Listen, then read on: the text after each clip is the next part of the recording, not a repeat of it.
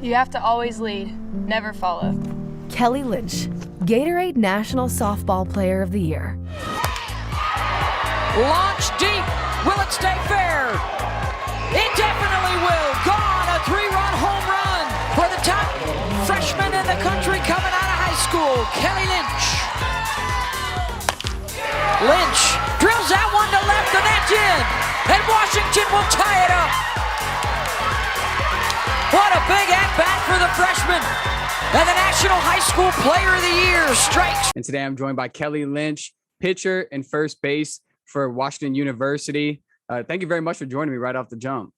Of course. Hi, everybody. Yeah, and like we said, recording from the locker room, so that's pretty cool. But first question I got for you that's softball related is tell us a little bit about how and when you got started playing the sport. Yeah, so I have an older sister, Katie. She's been playing softball her whole life, similar to me. She's about 4 years older than me. So that's how I got into softball. She started playing, and then I got into it when I was like 4 years old, actually, just playing like T-ball and slow pitch and all that kind of stuff. And I've been playing ever since. I fell in love with it. And yeah, I owe everything to my sister because that is how I initially got into it. Nice. Where'd she play at for college? She played at Kennesaw State in Georgia. She was a catcher. So Nice. And so when you were in high school, like when did you realize that you wanted to play college ball? Like, did you find out like in middle school, elementary school, or like did it take a little bit longer?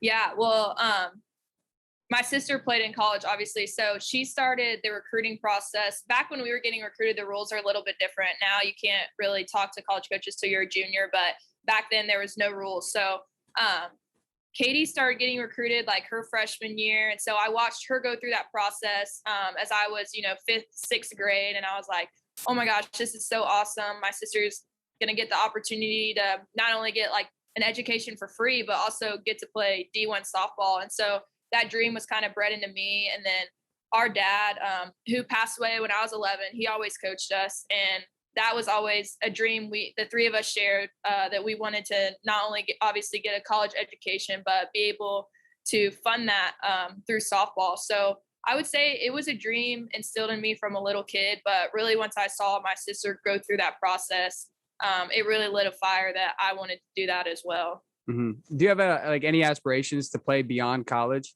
Like once you wrap up at Washington? Yeah, definitely.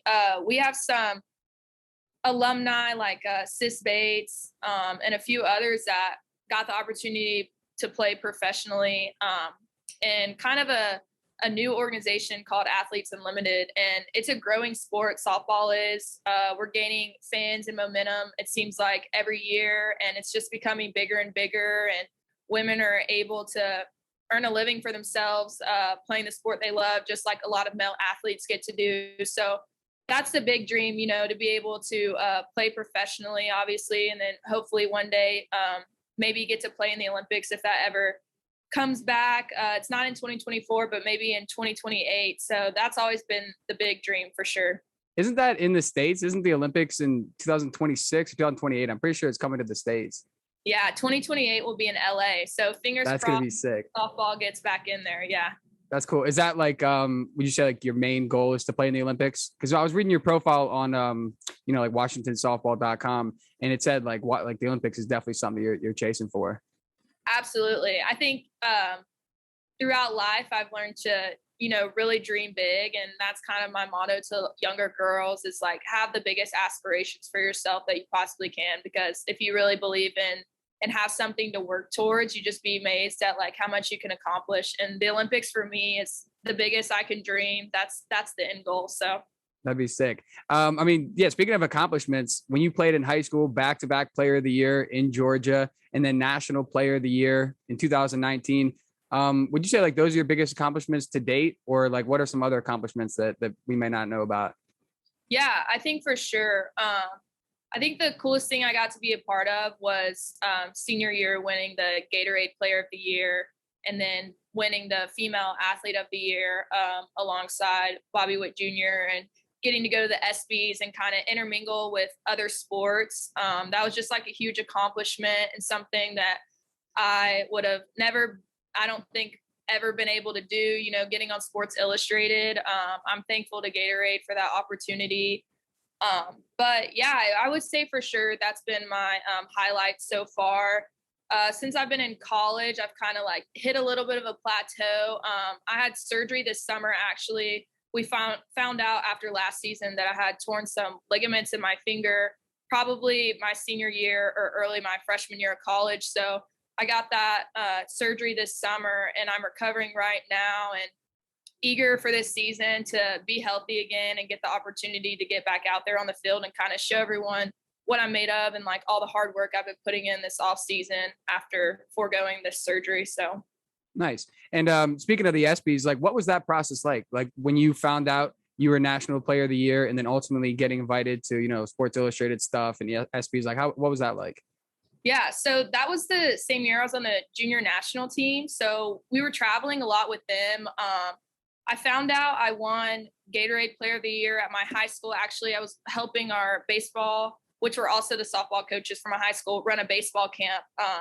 And Jenny Finch came and they surprised me with a trophy, which was just awesome. I think there's a video on YouTube of it maybe, but it was just such a cool experience. And then after that, they sent out the plans for the ESPYs, and that's something they do every year, I think, except the COVID year last year, that the Gatorade Players of the Year get to go to the ESPYs. So they pick one like national player for each sport they represent. And then once you get to the Gatorade has its own event before the ESPYs. And at that Gatorade event, they announce a female and a male athlete of the year. And that is the other award that I got to win. So me and Bobby, he's the male that won it. He's a baseball player. And all of the athletes got to walk the red carpet. And then me and Bobby got to do an interview with Sage Steele, which was just mind blowing. That's too cool. Yeah, we got to meet a lot of really awesome, influential athletes that I've looked up to, my whole life. So it was just such a cool experience that I'll never forget. And to top it all off, being able to be on the cover of Sports Illustrated, it's just cool in itself. And then also to, represent the softball community, just because, like I said, we're such a growing sport, and I was just so honored to be able to kind of be a pioneer into that. So yeah, overall, just like for sure, one of the coolest things I've ever done, and I'll never forget it. Yeah. So who would you say, like a few of the athletes that you met on the red carpet, like who were some people that you met that you had like great moments with? Yeah. Well, honestly, everyone we ran into, it was very like quick exchanges because they were keeping things running. But I'll never forget before we went to do our interview with Sage Steele, Drew Brees was in front of us. He was doing his interview, and I remember he walked off, and it was just a simple like, "Hey, like, how are you?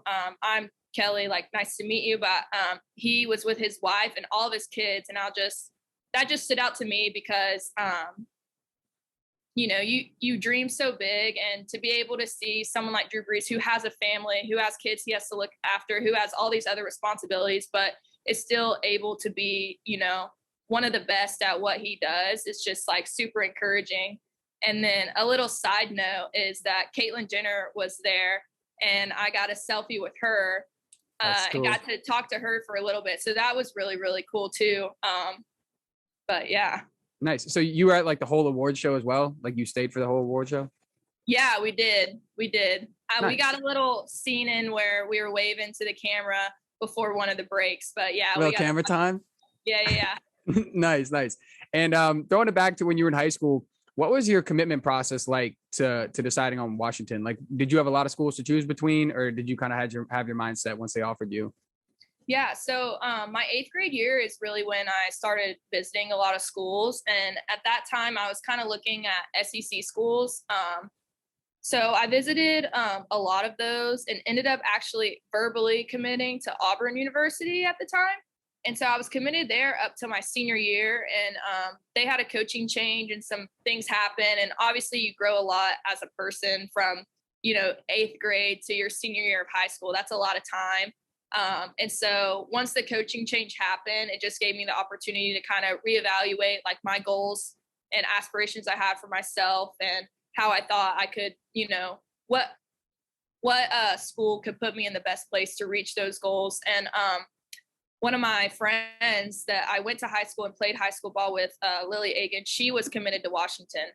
So once I reopened my recruitment process my senior year, I flew out to Seattle with her. She was attending a camp, and I just kind of want to check it out.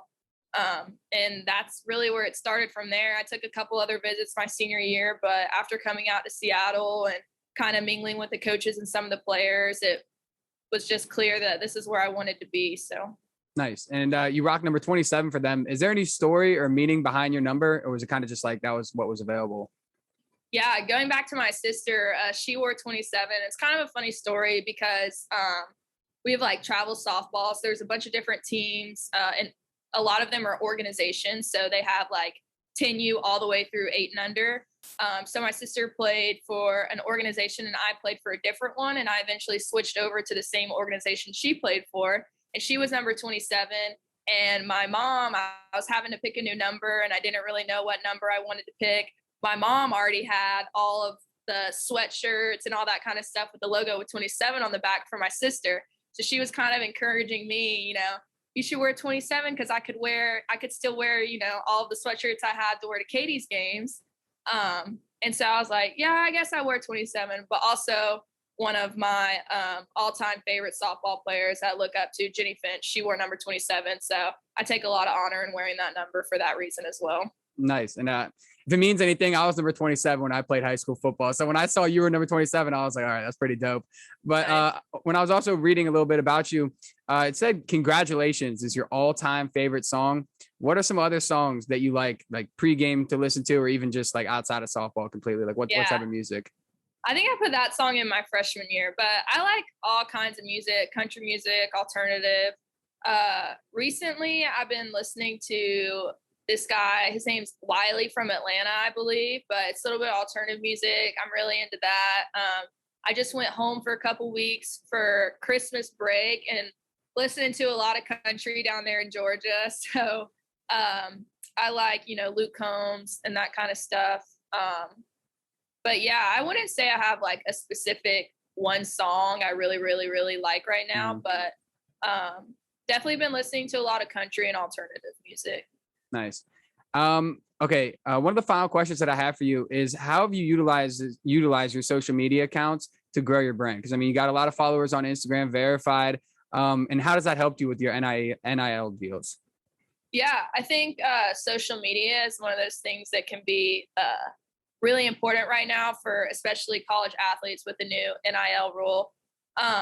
Luckily for me, around that time, I was doing Gatorade and on the junior national team. I kind of gained a following. I was doing a lot of press at the time and kind of really like making a name for myself, I guess, in the softball world of things. So that's when I kind of started getting a following. And I would say you just have to learn like what your followers are interested to know about you, if that makes sense.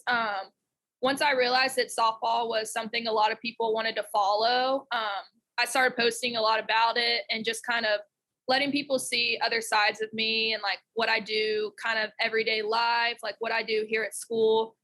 Because obviously everyone knows I'm a softball player, but not everyone knows a lot about what goes on behind the scenes that kind of makes me like the softball player I am, I guess. So, yeah, I would say just posting kind of like in your niche of things. Like for me, that's obviously playing softball. And then I'll post every now and then just like activities I'm doing, or if I'm home with family. I love posting my dog on my Instagram. But yeah, for me personally, people like to see softball. So that's what I try to post the most on my social medias. Nice. And how's your team look like they're gelling together for the upcoming season? Because I know like personal goals, you said the Olympics, but like what's like a big team goal that you guys are chasing this year? Because I saw last year you wrapped up number 10 in the country. So like you guys really trying to make the push for that natty?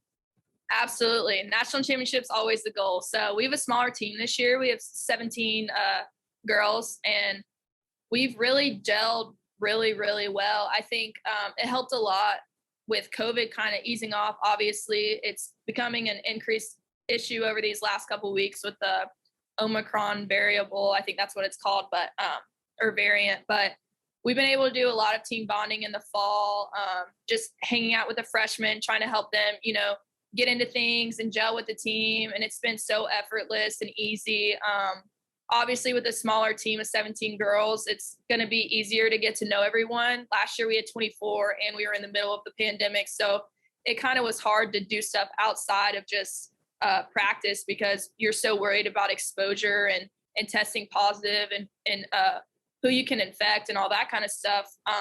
But luckily our school has done a great job of making sure we're all taken care of and staying safe and, getting tested and getting all that kind of stuff taken care of. So we've had a really good opportunity just to hang out with each other and do things that's not softball related and get to know what people like to do outside of softball and what their families are like and, all that kind of stuff. So I'm looking forward to this year. We have a really talented group of girls who just love Husky softball and are excited for the season. And we all just got back. We started yesterday, actually. So this is day 2. And we're just super excited. I'm really hopeful for this year and what we can do. Nice. Well, good luck. I look forward to keeping up with you guys. And final question that I have, I always ask my guests this at the end of the show, but what is one piece of advice you could give to everyone watching or listening? Yeah. Going back to what we were talking about at the beginning, dream big. I think a lot of people put caps on what they can do. Growing up, I never thought I would be where I am today. And I would just encourage everyone to, set goals and aspirations for yourself that you don't think you can achieve and just push yourself. Because like I said, if I wouldn't have done that, I don't think I would be where I am today. So dream big. Nice. Well, thank you very much for joining me, Kelley. Everyone scroll down below, follow Kelley on IG at Kelley_Lynch. The description will be in the description. Any other places where people can find you at? Yeah, I have Twitter, TikTok, and a Facebook page. I can send those over to you if you want to link them down below as well. Of course. And if you're listening on Spotify or Apple Music or any of the audio platforms, please rate 5 stars. If you're watching on YouTube, please like, comment, and subscribe.